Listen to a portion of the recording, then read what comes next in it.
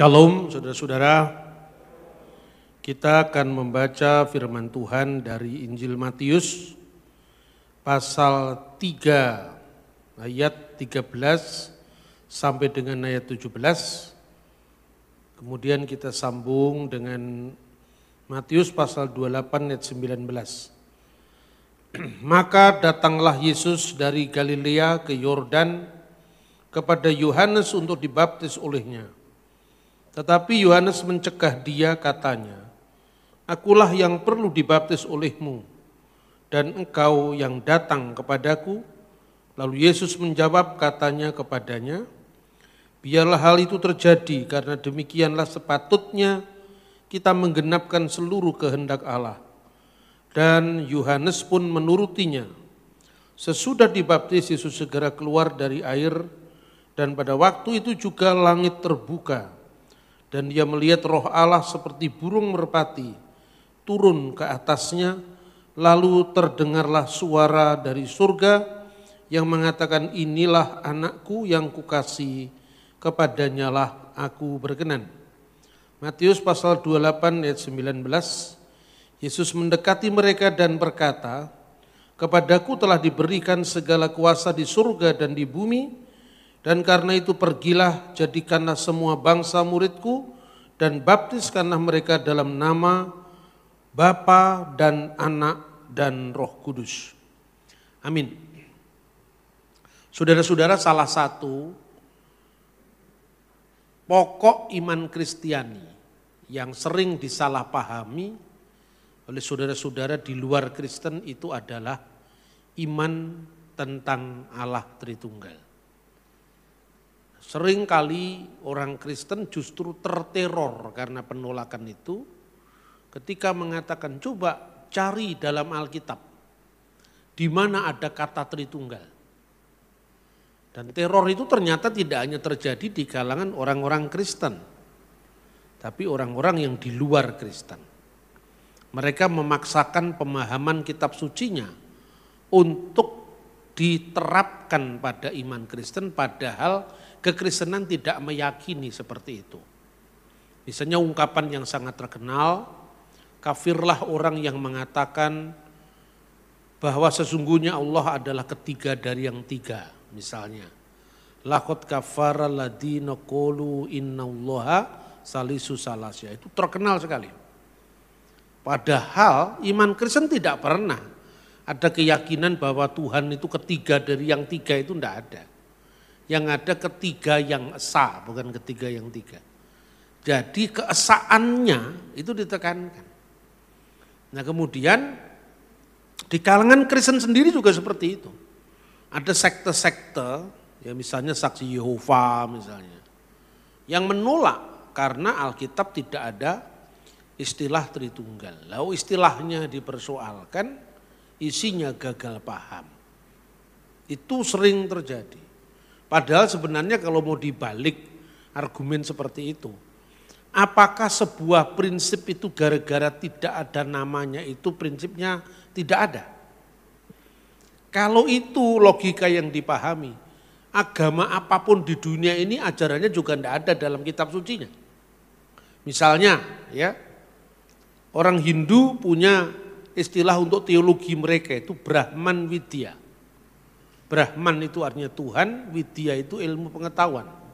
Jadi ilmu tentang ketuhanan, seanalog dengan bahasa Yunani teologia. Theos itu Allah, logos, logia itu adalah ilmu tentang Allah. Begitu juga Islam. Kalau dalam Hindu kata Brahman Widya itu tidak ada di dalam kitab Weda, itu penamaan yang diberikan oleh teolog-teolog Hindu tentang ajaran iman mereka. Begitu juga Islam. Islam sangat mengandalkan atau mengagungkan apa yang disebut ilmu tauhid. Ini kata tauhid juga tidak ada dalam Al-Quran. Istilah itu istilah yang muncul dari para ahli agama Islam untuk menamakan ajaran Islam yang menekankan tentang keesaan Allah. Maka muncul kata tauhid. Misalnya dari seorang teolog Muslim, ya, Junaid al-Baghdadi, itu udah abad 9, yang mengatakan tauhid itu adalah mengesahkan Tuhan dari segala yang bersifat baru. Itu muncul ya setelah zamannya Nabi umat Islam Muhammad Shallallahu Alaihi Wasallam. Tidak muncul pada Quran sendiri. Apakah berarti tauhid Islam itu salah? Ya kan tidak seperti itu. Judulnya jangan dicari kemudian isinya tidak dipahami, judulnya dipersoalkan. Begitu juga di dalam iman Kristen. Kata monoteisme, kata triados itu muncul dalam konteks ilmu agama-agama, dan misalnya kata monoteisme itu muncul dari kira-kira abad 17, namanya Henry Moore. Istilah itu yang memperkenalkan kata monoteisme. Mono artinya satu, theos dan isme. Isme tentang Allah yang satu, paham tentang Allah yang esa. Nah, kata monoteisme dari ahli ilmu agama-agama Henry Moore ini masuk ke vocabulary bahasa Ibrani modern. Monotheism. Itu dari bahasa Inggris monotheism. Monotheism lalu dari kamus bahasa Arab Ibrani kemudian diterjemahkan. Apa yang disebut monotheism itu adalah iman kepada El yang satu, kepada Allah yang esa. Imunah bil echad, iman kepada El Allah echad, Allah yang satu. Kata echad itu bahasa Arabnya ahad. Nah, iman kepada Allah yang esa atau emunat hazikhud, iman kepada keesaan dalam bahasa Ibrani. Karena itu kamus Arab Indonesia, maka ungkapan imunah bil echad diterjemahkan dengan al-iman bi ilahin wahid, iman kepada Allah yang esa atau at-tauhid. Jadi kata itu menjadi kata dalam kosakata ilmu agama yang tidak muncul dalam kitab suci Al-Quran itu sendiri, juga tidak muncul dalam Alkitab. Tetapi ketika orang mengatakan kulhu Allahu ahad, katakanlah dia adalah Allah yang esa, Allahu somad. Allah itu tempat segala sesuatu bergantung kepadanya. Lam yalid walam yulad, tidak beranak dan tidak diperanakkan. Walam yakullahu kufuwan ahad, dan tidak ada sesuatu pun yang setara dengan Allah. Itu disebut tauhid, gitu loh. Jadi intinya itu, ajarannya itu dinamakan tauhid. Begitu juga dalam iman Kristen. Seperti kata tauhid dalam Islam itu munculnya setelah masa kemudian.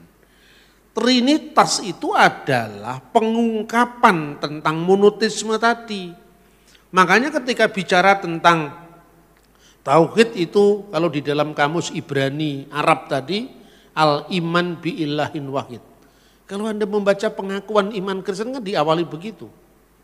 Ya, kalau di dalam bahasa Arab di gereja ortodok Koptik, ortodok Syria, ortodok Yunani yang di Timur Tengah, itu kan selalu nu'min bi ilahin wahid. Aku percaya kepada sembahan yang esa. Allahul Ab, Allah Sang Bapa, khaliqus samai wal ard, yang menciptakan atau sang pencipta langit dan bumi, kullu ma yura wa ma la yura, yang kelihatan maupun yang tidak kelihatan. Jadi ungkapan al-iman bi ilahin wahid, nu'min bi ilahin wahid, uminu bi ilahi wahid itu ada dalam pengakuan iman Kristen, dan itulah yang disebut iman kepada keesaan Allah, yang disebut emunat hazihud dalam bahasa Ibrani. Jadi istilahnya itu, judulnya itu memang tidak ada dalam kitab suci, tapi maknanya sama. Ketika Yesus ditanya, hukum mana yang paling utama dari semua hukum yang ada? Yang dikenal dengan hukum yang paling utama, hukum yang terutama dari semua hukum yang ada, misfah harisonah. Rison itu yang pertama, makanya rison itu artinya Ehad, Yom Rison hari pertama sama dengan Yom Ehad. Ya kemudian jadi bahasa Arab paralelnya adalah Yaumul Akad, terus jadi bahasa Jawa Dino Akad ditambahi akad kliwon, akad pon. Itu orang Jawa yang nambah itu. Tapi kata akad dalam bahasa Jawa itu dari bahasa Arab. Cuman karena orang Jawa tidak bisa ngomong huruf H. Ya, huruf H itu dia baca K. Ahad dibaca akad. Itu kan proses apa namanya pronunciation yang terbatas. Ya. Kemudian Yesus menjawab apa hukum yang paling utama? Yang dikutipnya adalah Kitab Ulangan pasal 6 ayat 4. Shema Yisrael Adonai Elohenu Adonai Echad. Itu kalau orang Yahudi reform, Yahudi juga ada namanya Yahudi reform gitu. Mirip-mirip Protestan gitu. Itu bacanya dilakukan tapi dengan lagu mirip do re mi fa sol.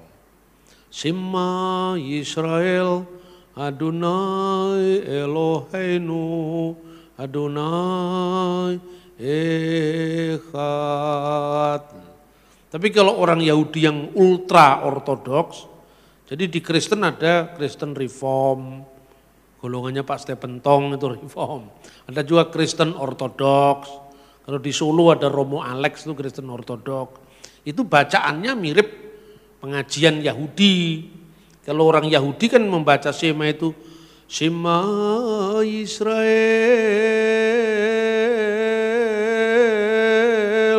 Adonai Elohenu Adonai Echad. Orang Yahudi itu seperti itu. Jadi artinya dari awal kekristenan itu tumbuh berakar dari monoteisme Yahudi.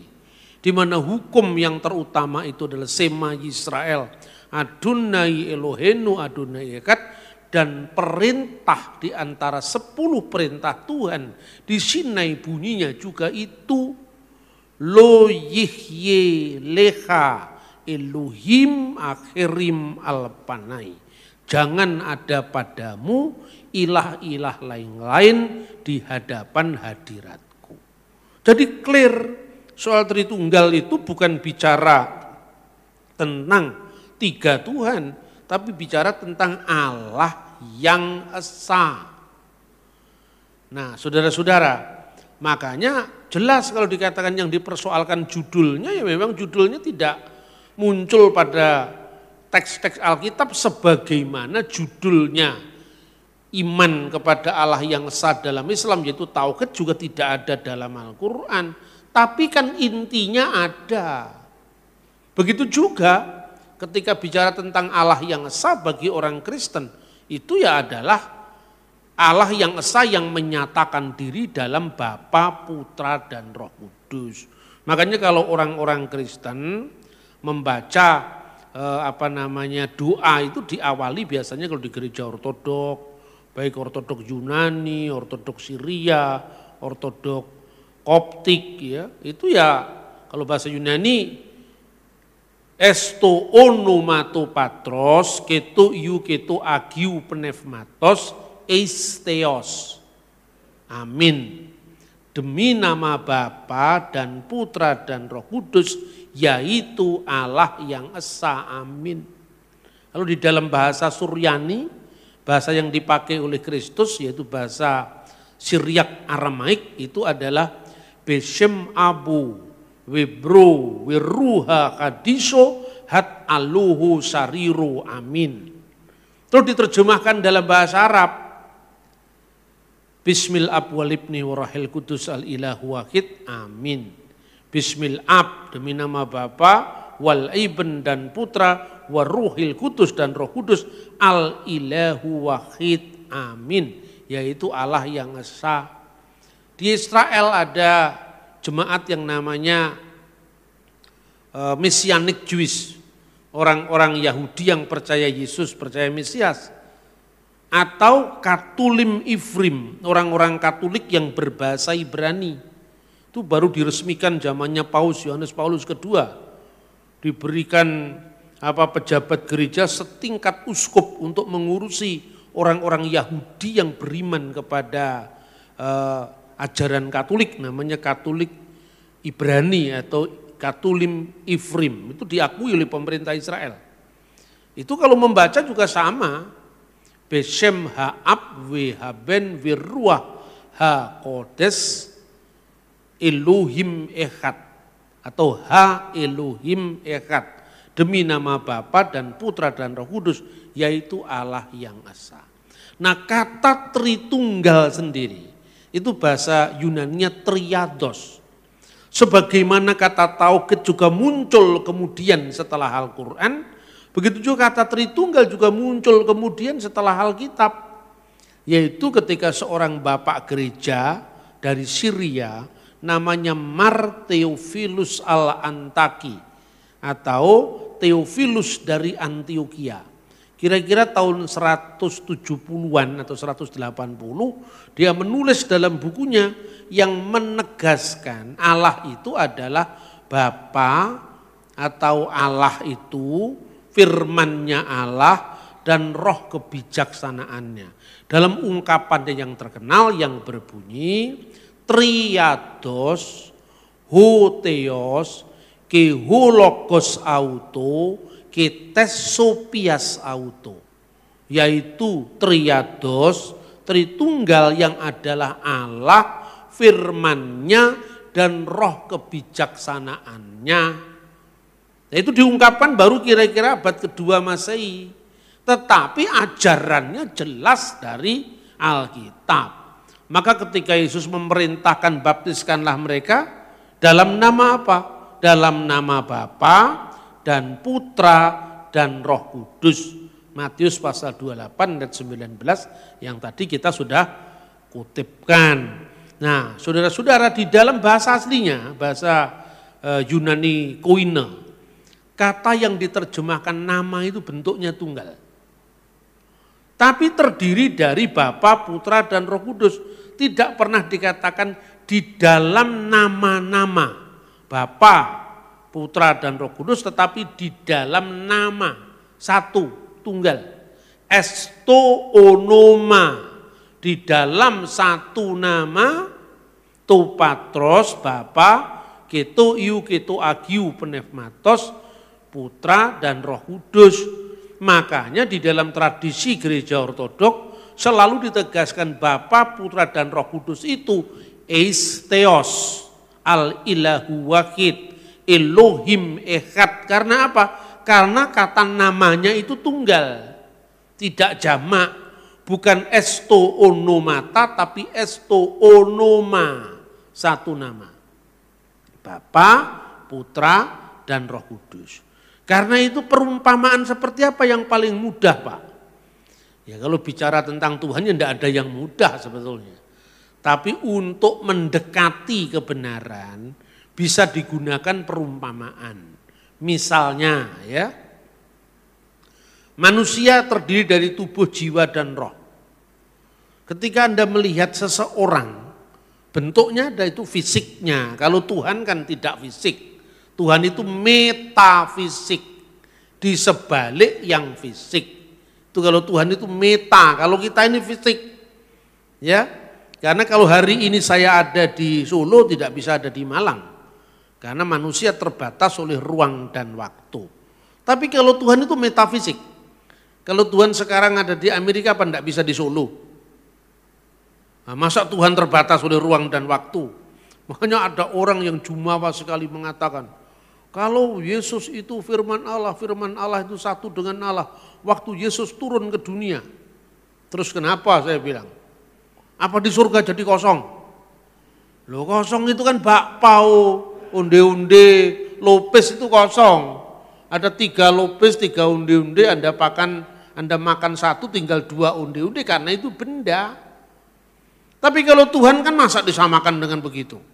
Nah logikanya Saksi Yehova tidak sampai kalau urusan begini. Ya misalnya dia mengatakan, kalau kami disuruh percaya Yesus itu adalah Tuhan, dalam makna Tuhan kami bisa percaya. Tapi kalau Jesus is God itu tidak ada dalam Alkitab. Mana ada Alkitabnya? Yesus itu adalah Allah. Dulu Pak Niku punya lagu itu. Yesus Tuhan dan Allah kami, Engkau layak menerima pujian. Kalau Yesus itu Tuhan, is oke Pak. Tapi kalau Allah itu di mana ayatnya? Jawablah sama orang Kristen, itu Yohanes 1 ayat 1. Pada mulanya adalah firman, dan firman itu bersama-sama dengan Allah, dan firman itu Allah. Nah, stop dulu Pak. Kenapa harus di stop? Kasih perbandingan. Kalau Markus bersama Yohanes, apakah Yohanes adalah Markus? Ya jelas bukan. Lalu dia nanya, kalau firman bersama Allah, apakah firman itu adalah Allah? Ya iya. Loh kenapa kok satunya bukan satunya iya? Ya karena kalau Markus, kalau Matius itu kan terbatas oleh ruang dan waktu. Tapi sekarang saya mau katakan, kalau rohmu bersama-sama dengan kamu bisa enggak? Bisa. Lah rohmu apa? Makhluk lain selain kamu? Ya enggak lah, iya makanya. Jadi kalau saya mengatakan, di ruang ini tidak ada orang lain selain saya, apa rohmu enggak termasuk? Ya kalau selain saya itu kan artinya manusia lain, gitu. Tapi kalau bicara dalam unsur-unsur tentang diri kita yang satu, ketika saya mengatakan saya datang Pak, berarti saya ya termasuk pikiran saya, termasuk roh saya. Tidak mengatakan, Pak saya janji mau datang, tapi roh saya enggak ikut Pak. Saya tinggal di rumah, kayaknya enggak bisa. Manusia terdiri dari tubuh, jiwa, dan roh. Gitu loh pandangannya, jangan keliru. Alkitab menegaskan, tidak ada ilah lain kecuali aku. Dalam kitab Nabi Yesaya. Ya itu betul. Kenapa ada Bapa, Putra, dan Roh Kudus? Gini loh, Putra itu firman Allah. Roh Kudus itu roh Allah. Jadi saya umpamakan, kalau Allah pernah ada enggak tanpa firmannya? Ya enggak pernah, Allah selalu ada bersama firmannya. Ada waktu saya siaran di sebuah televisi lokal di Kediri. Jadi televisi itu menarik, televisi lokal tapi boleh ada interaksi dengan penonton. Jadi dia masuk ke meja redaksi itu, ada moderatornya. Ditanya, Pak Bambang, dia terang-terangan mengatakan, kami ini dari Saksi Yehova katanya. Sekarang boleh enggak kami berkata begini, Pak kenapa Bapak selalu mengatakan Allah dengan putranya? Putra itu firman saya bilang, itu kiasan. Firman itu telah menjadi manusia dan diam di antara kita. Dan kita telah melihat kemuliaannya, yaitu kemuliaan yang diberikan kepadanya sebagai putra tunggal Bapa, penuh kasih karunia dan kebenaran. Monogenes patros, putra tunggal Bapa. Itu kiasan dari logos atau firman. Boleh enggak kami hanya menyembah Allah tanpa menyembah firman-Nya? Kami hanya menyembah Allah tanpa ada rohnya. Terus saya bilang begini, kamu percaya sama saya? Sehingga kamu sekarang mendengarkan saya ngomong di televisi ini. Ya percaya Pak. Ketika kemudian kamu nanya kepada saya, Pak Bambang izinkan saya percaya dengan Bapak, tapi pikiran Bapak enggak saya percayai, rohnya Bapak enggak saya percayai. Kalau saya enggak ada roh kan saya almarhum. Iya toh? Gimana sih kamu itu? Kamu percaya sama saya lalu kamu menolak pikiran saya, menolak roh saya, enggak mungkin karena saya itu satu paket dengan pikiran saya dan roh saya. Itu gambaran paling mudah. Selebihnya tidak mudah lagi. Wah Anda tanya misalnya, roh, kamu percaya roh itu ada di saya. Buktinya apa? Fenomenanya. Saya bisa bicara, bisa bergerak, bisa berjalan, bisa berjalan-jalan. Itu menunjukkan saya hidup. Lah orang hidup itu cirinya melihat, mendengar, berjalan-jalan. Itu kan hidup. Ya kan? Orang hidup karena apa? Punya roh. Lah Alkitab mengatakan roh Allah itu sudah cukup mengatakan Allah itu maha melihat, Allah maha mendengar, Allah maha hidup, itu cukup dikatakan roh Allah. Gitu loh.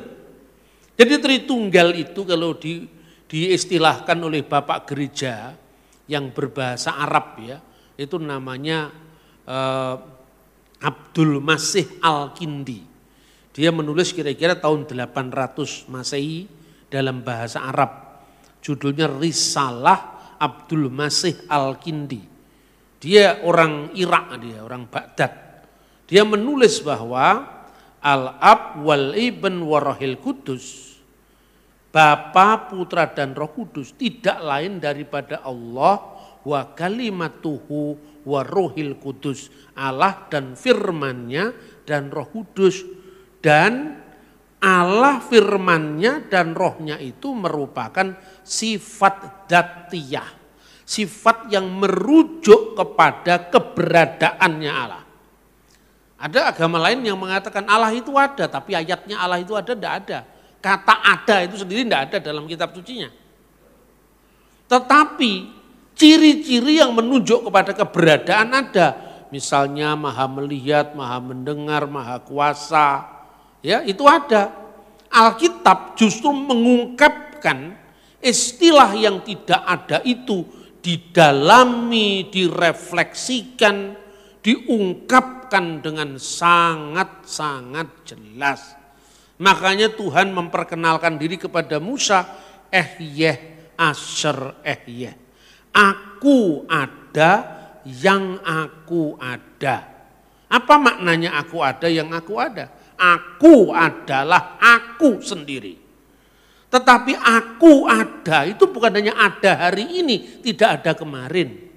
Bukan hanya ada kemarin, tidak ada hari ini. Bukan hanya tidak ada hari ini, tapi tidak ada besok, tidak. Tetapi dia ada, sudah ada, dan akan seterusnya ada. Itulah yang disebut doa Adon Ha-Olam. Nah itu jadi kekristenan itu punya kesinambungan langsung dari Yudaisme. Doa Adon Ha-Olam, Adon Ha-Olam, Adon itu Tuhan. Olam itu yang kekal. Bapa atau Tuhan yang kekal. Ya, itu disebutkan Vihu Hayah, Vihu Hoveh, Vihu Yihye, Batif Arah. Doa inilah yang kemudian sebagai orang Yahudi oleh Rasul Yohanes disebutkan dalam kitab Wahyu pasal 1 ayat 8. Akulah yang ada, yang sudah ada, dan yang akan datang, yang maha kuasa. Ini menekankan apa? Menekankan keberadaan Allah yang kekal, yang dulunya ada, kini ada, dan seterusnya ada. Dia yang maha kuasa. Jadi Allah itu kemarin, hari ini, dan selama-lamanya tetap sama, tetap ada.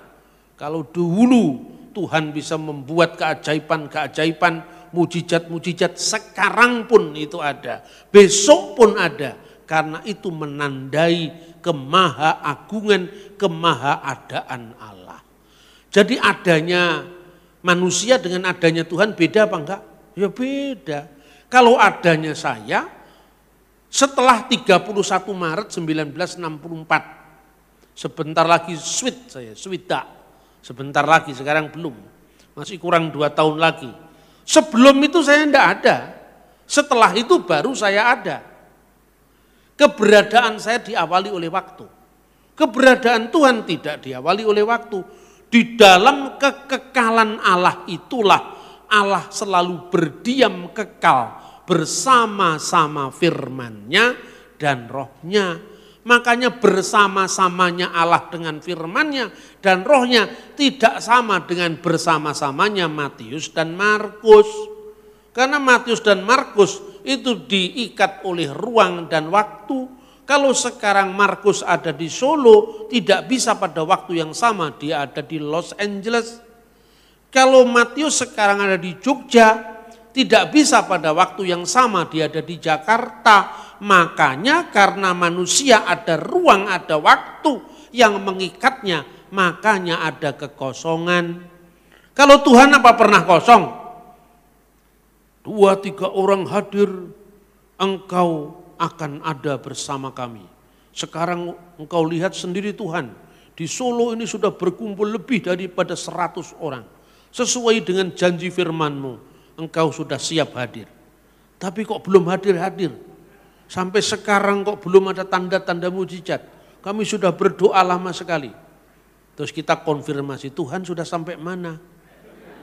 Masa begitu? Itu bukan Tuhan namanya. Terus Tuhan menjawab, maaf anak-anakku, hari-hari terakhir ini saya sibuk sekali. Karena di Los Angeles KKR enggak pernah selesai. Jadi hari ini saya hadir di gereja A, hari berikutnya di gereja B. Maaf, belum ada waktu ya. Masa Tuhan begitu? Kalau Tuhan begitu terikat oleh ruang dan waktu. Jadi ketika firman-Nya turun ke dunia, Allah tidak pernah kosong firman. Lah kok bisa? Lah kenapa tidak bisa wong Allah kok? Segala sesuatu yang bersifat non fisik itu tidak bisa diukur dari ukuran fisik. Satu contoh misalnya, pikiran saya satu dengan saya. Pikiran saya kemudian direkam lewat kaset video itu. Videonya di live streaming kepada ribuan orang yang menonton. Misalnya, lalu orang menonton layarnya HP atau layarnya televisi. Saya sedang ibadah di Gereja Pengharapan Allah bersama Pak Bambang Nursena. Gitu? Mana Pak Bambang? Sebentar lagi habis pujian, ini Pak Bambang sedang berdoa misalnya. Yang mana? Yang pakai baju batik itu. Benar apa salah? Itu betul. Tetapi bukan hakikat saya. Hakikat saya tidak di layar TV itu. Itu adalah penampakan atau kehadiran saya lewat teknologi. Bahkan ketika saya berceramah seperti ini, seluruh Indonesia bahkan dari ujung-ujung dunia bisa mendengar. Waktu London jam berapa, waktu LA jam berapa, waktu Jakarta, waktu Bangkok jam berapa. Banyak jemaat Indonesia yang menyaksikan saya sedang berkhotbah di gereja di Solo ini. Itu Pak Bambang yang itu, baru kenal saya ya, baru tahu. Tapi kan bukan hakikat saya ada di sini. Jadi apa saya kosong karena kehabisan pikiran? Karena ditonton oleh 1 juta orang pada waktu yang sama. Ini kan pikirannya Pak Bambang.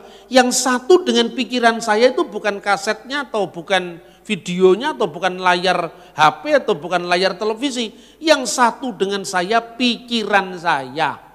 Tetapi penjelmaan pikiran saya lewat dunia medsos itu tidak langsung kehadiran saya secara hakiki. Hakikinya saya adalah saya. Firman menjadi manusia. Apa surga kekosongan firman? Ada loh orang yang tidak paham-paham itu kadang-kadang ya, saya itu ya kadang-kadang tidak sabar juga. Tapi setiap saya diingatkan nggak sabar, ingat kamu kalah sama setan. Setan itu sifat utamanya hanya sabar. Pinter enggak setan itu. Kadang-kadang setan itu enggak bisa menyesuaikan dengan teknologi kita.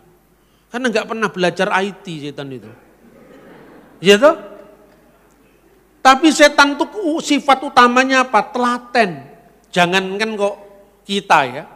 Kristus sendiri ketika dia gagal mencobai Kristus, bukan Tuhan atau kealahan yang dicobai, kemanusiaan yang dicobai itu.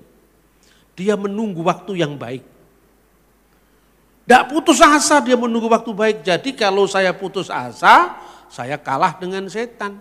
Sepinter apapun manusia kalau dia tidak telaten kalah dengan setan. Setan enggak terlalu pinter tapi telaten, menangan. Makanya jangan mau kalah dengan setan. Termasuk setan itu pinter begal manusia. Begal tahu enggak artinya? Begal itu nyekat di pinggir jalan kayak buto cakil itu loh. Tuh, yang dibegal setan itu bukan hanya orang yang mabuk narkoba, orang yang main perempuan di tempat-tempat yang tidak benar, bukan hanya itu. Setan sekarang ini punya mainan baru, ganggu orang-orang beragama. Nah ini setan sekarang, jurus terbaru ganggu orang-orang beragama. Karena apa? Karena agama semua dimedsoskan. Sudah perang-perang di medsos, lah ini kesenangan saya. Yang perang-perang, yang konflik-konflik, yang menghujat-hujat, yang merendahkan orang lain itu kan makanannya setan itu. Makanya hati-hati kalau bermedsos. Hindari dirimu dari mengutuk orang lain. Mencela, itu sifatnya setan. Nah makanya supaya kita tidak terpengaruh setan, frekuensinya harus beda dengan setan. Ya toh? Frekuensinya tahu Cun, kalau Anda dibegal buto cakil itu. Mandek, satrio gitu kan. Terus Janoko tidak mau sama bahasanya. Buto, solahmu kurang toto. Itu kan bahasanya kan lain. Bahasanya adem. Setan apa cakilnya pentalitan loh lambangnya setan. Mandek satrio, begitu kan. Janokonya tenang-tenang saja. Balik aku takon marang siro, endi dang kamu. Nyandak dongko, tumrape, buto dongko, tumrape satrio wismo. Wah, ada bedanya. Kalau buto itu ngeleng itu, tapi kalau satrio punya wismo, itu artinya apa? Bahasanya dibedakan. Makanya kalau dia teriak-teriak terus Anda teriak-teriak, podo frekuensi ini. Setannya melebu, percaya enggak? Loh, kenapa saya katakan setan itu suka mengganggu orang beragama? Karena tahu manusia jatuh pertama kali dalam dosa, itu karena dia ingin seperti Allah. Nah, ingin seperti Allah itu kan religius itu. Bukan manusia jatuh ke dalam dosa itu karena kepingin harta benda melimpah, enggak. Tapi karena ingin seperti Allah. Kamu tidak bisa mati, kamu akan abadi seperti Allah. Seneng toh? Nah, disitulah kejatuhan pertama karena manusia itu adalah homo religius. Punya bakat spiritual, punya bakat agama. Sekarang setan tidak pernah ganggu-ganggu lagi yang di tempat diskotik. Karena kebanyakan gedung diskotik sekarang sudah jadi tempat ibadah. Ya toh? Karena sudah jadi tempat ibadah, wah ini frekuensinya kok beda, tidak kerasan. Begitu orang Kristen main di medsos ngutuk-ngutuk orang lain, wah frekuensinya sama, setannya melasuk kepala-kepala kita. Karena apa? Setan itu juga percaya kalau Allah itu esa. Yakobus pasal 2:19. Kamu percaya Allah itu satu. Itu baik. Apa itu salah? Enggak, itu baik. Tapi kalau hanya itu setan-setan pun percaya itu dan gemetar karena itu. Kenapa kok setan itu percaya Allah itu saya? Sekedar ngomong Allah itu sah. 1, 2, 3 kan bisa ngitung. Tapi iman tanpa perbuatan. Makanya setan itu kan cuma berteori Allah itu satu, Allah itu satu. Tapi karena tidak melakukan perbuatan sesuai dengan imannya, disitulah dia jatuh. Karena apa? Iman tanpa perbuatan mati. Makanya ada ISIS. Benar enggak? Benderanya saja tidak ada ilah selain Allah. Tapi membunuh orang seperti membunuh binatang. Bohong, menyebar hoax. Itu kan menjadi cara-caranya setan. Nah ingat ya, ketika Anda diejek-ejek Allah hanya satu, ingat setan juga percaya itu. Ingat cerita saya tentang Buto Cakil tadi. Yaitu Buto Cakil begal Janoko. Tapi Janoko itu pinter, enggak mau disamakan kelasnya dengan setan. Makanya kalau Buto-Buto sabrangan itu kan biasanya pakaiannya kan hitam putih lorek-lorek itu kan. Jam 09.00 mlebu kota, bleng sudah entek riwayatmu. Tapi kalau satrio bajunya batik begini tancap kayon sampai isuk mati-mati. Makanya manusia itu jangan hitam putih pola pikirnya. Tadi saya cerita, mungkin Pak Mongol salah dalam soal Yesus tidak terdetek antara umur 12 sampai 30 tahun. Tapi dalam hal lain dia benar. Jangan hantam kromoisme. Anda suruh melayani gereja setan satanik church, mesti belajar dari Pak Mongol. Karena dia pernah jadi penganutnya di situ, kemudian bertobat. Kalau dia salah dalam satu hal, bisa kita perbaiki, tapi bukan kemudian malah diledek, malah diolok-olok, ya kan? Malah disetres-setreskan, itu kan bukan bahasa manusia itu. Mongol stres, itu setan yang mengatakan stres-stres gitu. Oh dia enggak stres kok dikatakan stres. Kurang benar bukan berarti dia stres kan? Kurang benar karena pengetahuannya belum di situ, bukan berarti dia bodoh loh. Dia pinter, tapi itu bukan bidangnya yang dia masuki. Paham yang saya maksud? Jadi jangan suka menghantam kromoisme, gebiah-uyah podo asine kalau orang Jawa itu. Jawa Timur itu terkenal sekali gebiah-uyah podo asine. Kalau di Yogyakarta Hadiningrat gebiah gula podo. Lagine sebab itu gudegnya terlalu manis. Kalau gudegnya adem ayem itu enak lah itu. Gurih gitu kan. Solo lebih enak. Itu tapi enaknya lidahnya saya. Belum tentu lidahnya Jogja nganggap Solo itu enak itu loh. Jadi enak bagi siapa dulu. Inilah butuhnya kita memahami manusia. Sesama kita. Itu tidak bisa kita ukur semua dari kepentingan kita. Setiap orang tuh memiliki sudut pandang. Nah itu yang pertama. Jadi secara hakiki Allah bersama firman-Nya dan rohnya. Roh Allah dan firman Allah itu harus sama kekal dengan wujudnya. Harus sama kekal dengan eksistensinya. Sebab kalau roh Allah pernah tidak bersama Allah, berarti Allah pernah ada tanpa rohnya. Berarti pernah almarhum.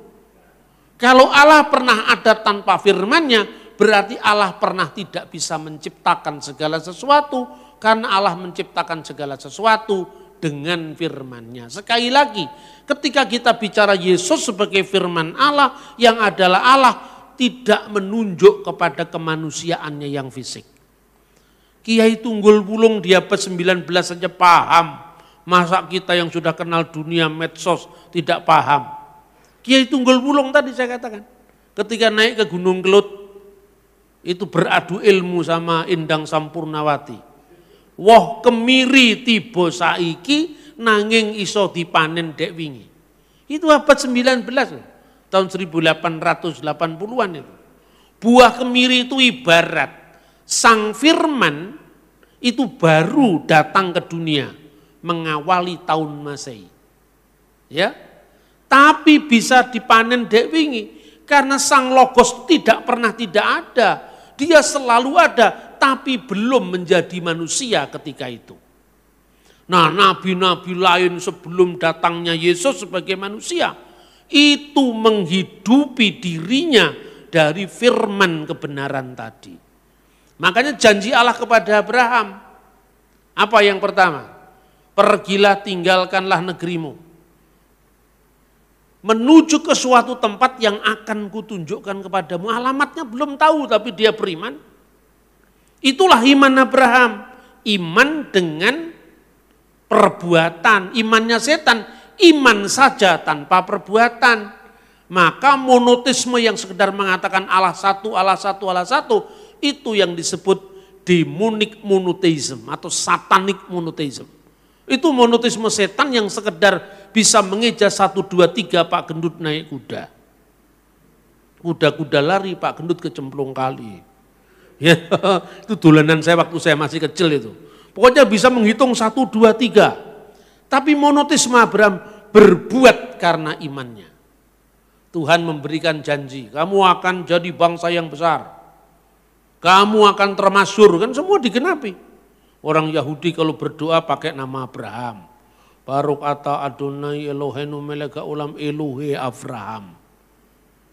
Orang Kristen, inilah silsilah Yesus Kristus anak Daud anak Abraham. Untuk membuktikan Yesus itu memenuhi janji Allah kepada Abraham. Orang Islam pun yang datang paling akhir juga mengkaitkan diri dengan nama Abraham. Benar atau tidak itu urusannya orang lain, bukan urusan kita. Itu loh, kama sholaita ala sayyidina Ibrahim, kan ada nama Ibrahim kan. Apapun penghayatannya terbukti bahwa Alkitab namamu akan masyhur itu betul. Yang memberkati kamu akan diberkati, yang mengutuk kamu akan dikutuk. Dan olehmu semua kaum di muka bumi akan mendapatkan berkat. Itulah berkat yang terakhir yang disebut the messianic blessing. Ketika Ismail lahir, karena Sarah tidak sabar menunggu saat Tuhan memberikan Hagar kepada suaminya, Abraham lahirlah Ismail. Tuhan adil, Ismail kan tidak ikut tidak mau minta dilahirkan ke dunia, tapi dia lahir. Bukan salahnya Ismail kan? Makanya Ismail pun dijadikan bangsa yang besar, Ishak dijadikan bangsa yang besar, Yakub dijadikan bangsa yang besar. Tapi janji yang terakhir hanya diberikan kepada Abraham, Ishak, Yakub. Tidak diberikan kepada Ismail. Coba baca lagi Alkitab. Olehmu semua kaum di muka bumi akan mendapatkan berkat, diberikan pada Abraham, Ishak, dan Yakub, tidak kepada Ismail. Bukan berarti Ismail dilaknati Tuhan, tidak. Karena Ismail bukan jalur mesianik. Makanya orang Yahudi kalau berdoa, Allah Abraham, Allah Ishak, Allah Yakub. Karena jalurnya Abraham, Ishak, Yakub. Kepada ketiga-tiganya sebagai bapa leluhur, olehmu semua kaum di muka bumi akan mendapatkan berkat. Ketika Yesus mengatakan Abraham melihat hariku, Yohanes pasal 8 dan 56. Dan ia bersuka karena ia telah melihatnya. Itulah janji yang ditulis dalam Kejadian 12 ayat 3. Olehmu semua kaum di muka bumi akan mendapatkan berkat. Tradisi tafsir Yahudi pun mengakui itu. Abraham ada di Firdaus sekarang. Makanya dalam perumpamaan orang kaya dan Lazarus itu, ya kan? Itu di pangkuan Abraham. Karena Abraham di Firdaus. Sambil dari zaman ke zaman, dari waktu ke waktu, dari abad ke abad, Abraham menunggu kapan saatnya Allah mendatangkan Yom HaMesyah, Yom HaMusyah, yaitu hari Sang Mesia. Atau dalam bahasa Aram, Yume Malka Mesiha, hari-hari Sang Mesias. Ketika Yesus datang dan mengatakan, Abraham bersuka dia melihat hariku, artinya melihat hari Mesias yang sudah digenapi sesuai dengan janji Tuhan, olehmu semua kaum di muka bumi akan mendapatkan berkat. Itu saatnya. Orang Yahudi tidak paham. Umurmu belum sampai 50 tahun. Tadi sudah saya jelaskan umur-umur orang Yahudi. Umur 50 tahun itu umur yang sangat penting karena itu puncak kedewasaan. Ya, karena itu hitunglah orang-orang Israel antara umur 30 sampai umur 50 tahun untuk bertugas di kemah suci. Nah, umurmu 50 tahun kamu belum berhak memberi nasihat, kamu belum mencapai kematangan usia untuk memberikan petuah kepada kami. Dengan apa kamu menyamakan dirimu? Lalu Yesus menegaskan, sesungguhnya aku berkata kepadamu. Kata sesungguhnya dalam Yohanes pasal 8 dan 58 itu amin. Amin diulang lagi. Amin, amin. Lego humin. Prin Avram genistai ego eimi. Sebelum Abraham jadi, aku sudah ada. Dan ego eimi itu mengingatkan Keluaran pasal 3 ayat 14. Aku ada yang aku ada. Akulah dia yang maha ada. Karena kata ego eimi itu ini netral Pak. Ego eimi hu hodos. Akulah jalan. Itu kan lazim. Akulah roti dunia. Akulah itu ego eimi. Ya kalau ego eimi dikasih kata di belakangnya itu artinya bisa netral. Tapi kalau ego eimi saja akulah sang ada. Akulah yang ada. Makanya karena itu Yesus mau dilempari batu sama orang Yahudi. Jadi membaca kitab bukan sekedar teks, tapi juga konteks. Yang terakhir, ketika Yesus dibaptiskan, kan itu ada seolah-olah 3 yang terpisah Pak. Yesus di sungai Yordan, ya keluar dari penyelaman air itu, ya kan? Dia kemudian keluar dari air itu, dan burung merpati. Ya Roh Kudus dalam rupa burung merpati. Dan suara Allah di surga. Engkaulah anakku, kepadanya lah aku berkenan. Kan ada 3 yang terpisah. Inilah trinitas secara ekonomia. Trinitas di dalam karya Allah dibedakan dengan trinitas di dalam ontologi atau keberadaan Allah yang kekal. Trinitas dalam karya Allah ini ada dalam diri Allah sendiri. Tapi trinitas di dalam konteks karya Allah itu penampakan trinitas di alam ciptaan. Pertanyaannya sekarang, yang dibaptis itu kan bukan firman Allah yang kekal. Yang dibaptis itu kan kemanusiaan Yesus, ya kan? Terus burung merpati itu kan bukan Roh Kudus. Burung merpati juga muncul dalam bentuk fenomena lidah-lidah api. Kalau Roh Kudus dalam bentuk lidah-lidah api, bukan berarti api itu Roh Kudus. Sebab kalau api itu Roh Kudus, ada rumah kebakaran, ada Roh Kudus membakar rumah kan itu kan. Itu fenomena kehadiran Roh Kudus. Begitu juga ketika Roh Kudus turun dalam bentuk burung merpati, bukan berarti setiap burung merpati adalah Roh Kudus. Itu simbol kehadiran Roh Kudus. Jadi yang terikat oleh ruang dan waktu itu simbolnya. Begitu juga Allah bersuara dari surga. Mana alamatnya surga kata orang Buddha? Semua orang lihat ke atas. Padahal kalau Anda sudah naik pesawat terbang, langit juga di bawahmu. Surga itu artinya tidak terikat oleh ruang dan waktu. Dan Allah itu maha hadir, tidak pernah terikat oleh ruang dan waktu, maka Tritunggal itu tidak bicara tentang jumlah. Orang nanya terakhir kepada saya, kok Yahudi nggak percaya sama Tritunggal? Di Alkitab sudah ada kok, memang dia tidak percaya. Tapi yang percaya juga banyak, ya. Yang tidak percaya karena belum memahami bahwa yang disebut Kristus itu adalah hari Sang Mesias yang ditunggu-tunggu Abraham. Jadi banyak orang yang monoteis, banyak orang yang percaya kepada Allah itu esa, tapi imannya baru berhenti pada tahap iman Abraham.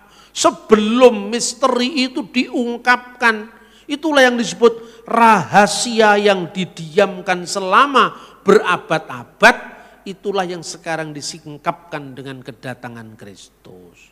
Jadi kalau orang lain percaya Allah itu esa, Anda sudah tahu modalnya. Itu esa modelnya Buto Cakil Mbigal tadi. Ya toh? Buahnya dari kelihatan ngomong Allah itu esa tapi mateni wong. Itu yang monotisme ala Buto Cakil alias monotisme Gendruwo Baidi. Monotisme Demit itu tadi yang pertama tadi. Ya. Yang kedua monotisme Abraham, taat tapi tidak tahu alamatnya. Itu monotisme Abraham, itu rahasia yang masih didiamkan selama berapa abad. Yang paling akhir adalah monotisme trinitaris yang menghasilkan keselamatan. Itulah iman Kristen kita, makanya kemuliaan bagi Bapa dan Putra dan Roh Kudus, sebagaimana kita menyatukan diri dalam setiap ibadah gereja di seluruh dunia yang mendeklarasikan doxa patri ketu iu ketu wagyu pnefmati al-masdu lillabi walibni wa ruhil kudus al-ana wa kulu awanin wa ila dahrid dahirin. Amin.